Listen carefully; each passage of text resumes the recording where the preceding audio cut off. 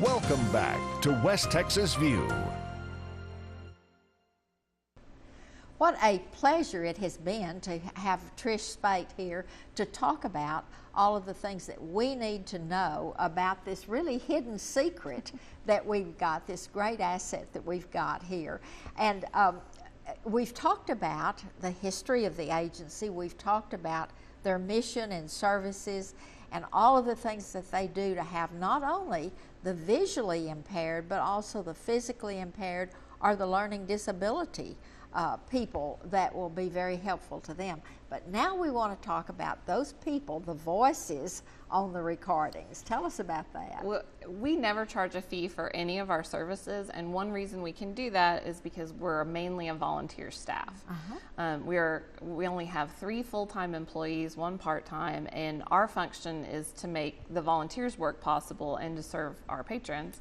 So we have community volunteers. We have some wonderful volunteers, usually between 30 and 40 a month, different people who come in, and it's as it fits their schedule.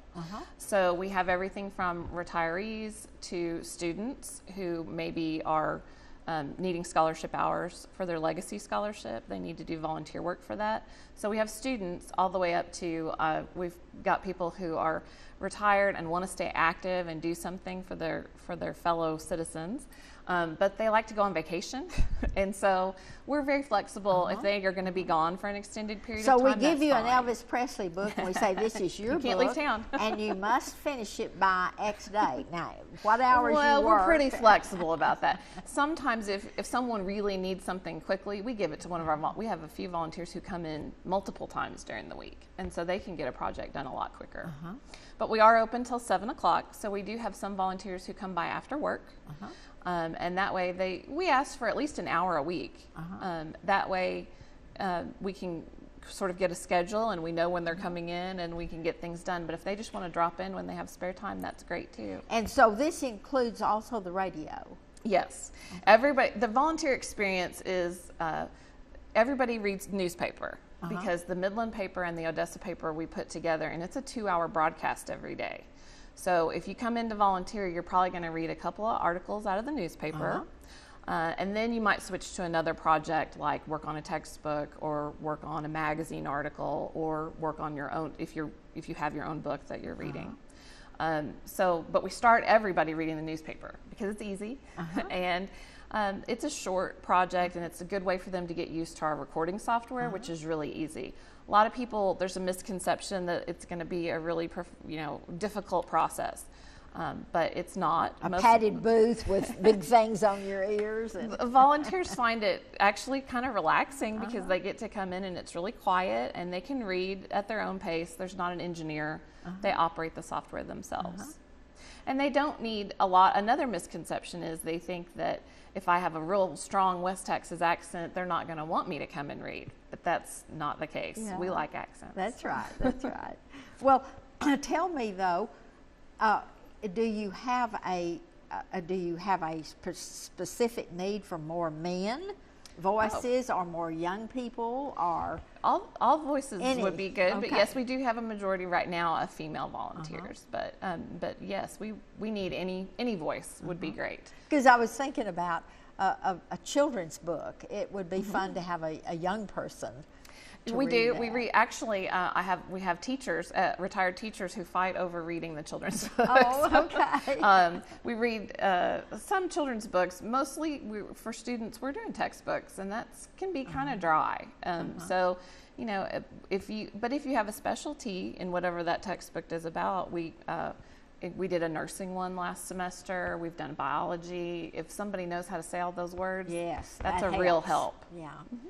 And so how do you get your volunteers? Do you advertise in the paper? Or? Well, I wish we had an advertising budget, but we don't. People find us. And the one thing that's very common, we have one volunteer who's been there for 29 years. Once you get started doing it, you love it. So the word of mouth spreads. The word of mouth is great. And they say, they get as much or more out of it than the listener does, too. Well, one of the questions that immediately comes to mind is, how do you fund this? If I am as a here a visually impaired person only has to buy an inexpensive piece of equipment. How are you providing all of this for me? We are completely privately funded. We do provide those master recordings to the Texas Talking Book program, but we don't get paid for that.